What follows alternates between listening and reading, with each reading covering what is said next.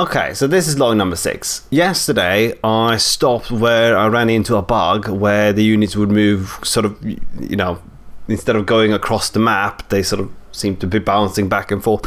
And I figured out what the problem was there.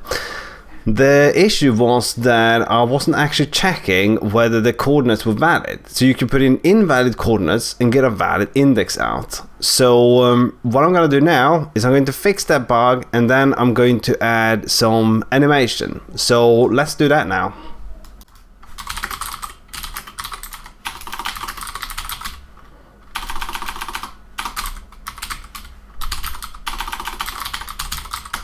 Okay, so we're going to make a new branch for that, and we're going to go into our map, and what we're going to do here is we're going to make a new function called save chords.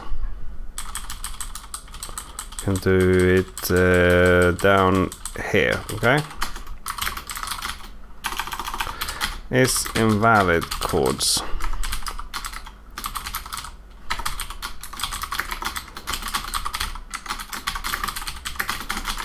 So we can say if the chords x is bigger than map size maximum x minus 1, or the chords x is less than map size min x. Right? If any of these things are true, then that's an invalid invalid set of coordinates, right? Okay, there we go, and then we do the same thing for the y coordinates. There we go. Okay, so now we have a function that will, that will give us the valid coordinates. So now we're going to apply this, and I'm also going to update the sprites a little bit. So let's do that next.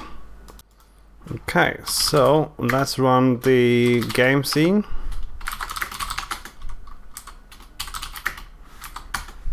There we go. As you can see, I've updated the sprites or the map to have walls here around. So I'm using 2 different tile maps. One which is just the path, and one which is just the walls for now. So I'll show you how that looks right now.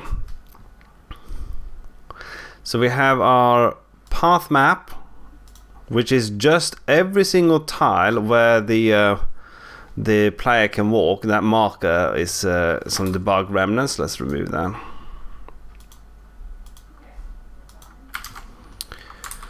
Okay, and the walls, I just filled this out with walls. I could take the walls off and it will still work, but yeah, the walls do have collision detection. So okay, so now if we run this, we can see that he can move there and he can go down there without any erratic, weird, bouncy behavior. They can all go wherever they want to go. Okay.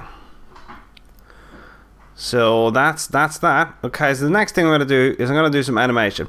But I'm also going to change the way I do pathfinding a little bit. But let's do... Okay, yeah, I'm going to go and update the pathfinding quickly, and then we'll do the animation. Okay, so I have updated the pathfinding stuff now, and now you can select groups of players, and they can move around without stepping on each other, thanks to tracking the final step of the player, of the unit. Sorry, tracking the final step of the unit, and there we go, and pop in that, so you don't have the same final step for all selected units. Okay, and that's what I've done here. But I want to focus on getting the character animated now, because I'm a bit tired of the unit movement. So let's go and do the player being animated, right? So let's start with the player, and let's add a public enum player animation. And let's have the idle, and let's have run We have what do we got? We got run left, right, up, and down. And let's add a function to convert the enum to a string.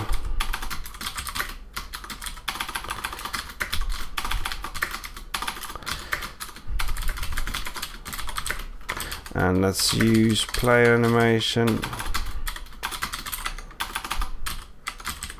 Everything. So let's do a match on self, and if it's idle, then we'll return idle. And then we got run left,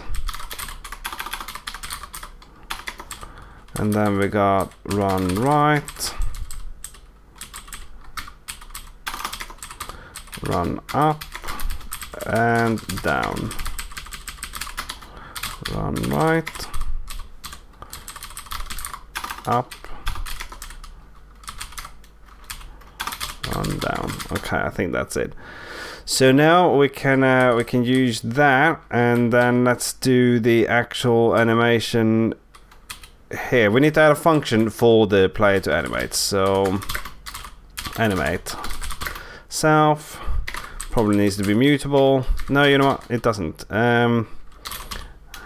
Animation player animation is what we call that. Right, okay, so the animation is animation to stir, and then we do self.0 get and cast animated sprite player animation is what we call that. Do we have, we don't, you know what, we don't have animated sprite, so that's not gonna work. We also want to add sum or bail here, because we want to use that here. Sum or bail. Fail to get player animation. Animated sprite, rather. And that is our animated sprite. There we go. So now this one probably has to be mutable, and then unsafe. Well, it can be on one line. Call animated sprite dot play and the anim and false. As we can see here from the documentation, backwards is what we're passing false because we don't want it to play backwards. There's something wrong here. Well, that has to be turned into a Godot string. Okay, so we got animate there. You know, we might actually have to make this public, so let's take that off. We don't need that to be public. And now finally we can use our move system here to animate the player. So I thought we removed that. Let's take that off. So we need a direction, which is the stat minus player position dot normalize. And then we can call, we can say if here we go. So if step.0.lan is equal to 0, meaning we have no more steps left, then we're gonna call player.animate player animation idle. So if we have no more steps, then we're calling idle. And right, okay, that's supposed to be a minus sign. Apparently we cannot call that. Alright, step should be steps. There we go. So if we have no more steps left, then we will simply animate the idle.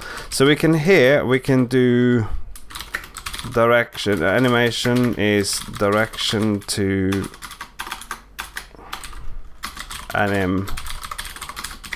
There we go. And then we create a function that does this. Okay, and we can do it here. So we take in a direction and we return a player animation. So if the direction is equal to 0, then we can just return player animation idle. right? Because we're not moving in any direction. If the direction X abs is bigger than direction Y abs, then we're animating. If the X is bigger than Y, then we're animating left and right. Otherwise, we're animating up and down. If the X value is bigger than 0, then we are going down. So we'll return player animation run down. Else up. And this, I realize this is wrong. Okay, this should be in here, and that should be Y. And if it's bigger, that means we're running to the right. Otherwise, we're running to the left. Okay. Let's see there. Okay, so that's building. That's done. Okay, so that means X is bigger than 0, means it's going that direction is right, that direction is left, and then that's down and that's up, right? So if direction Y is positive, it's going down. Okay, sorry, just thinking out loud here. Okay, so that's it. Let's go over to Godot and try this out.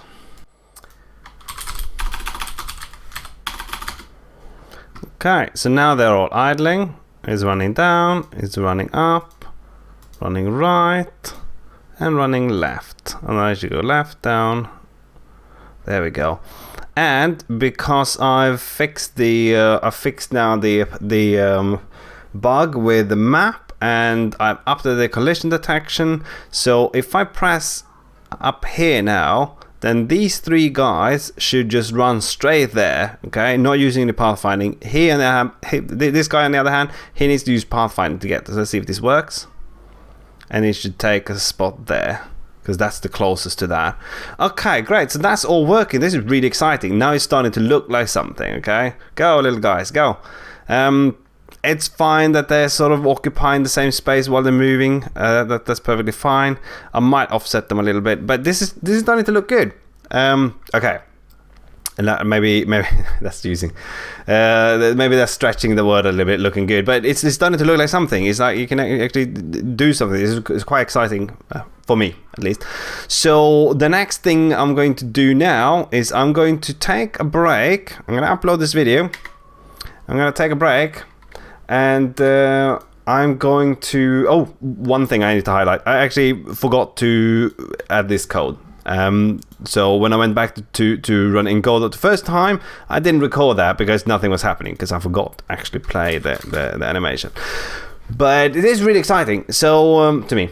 So the next thing to do is going to be, I think I'm going to add some mobs or enemies or anything in there to have a little bit of action going on. But I'm gonna think about this for a bit, so I'm probably gonna skip some videos while I tinker with these details. I'm gonna go away and do that, and then next video should hopefully have some sort of gameplay in it. So alright, that's it for now. Thank you.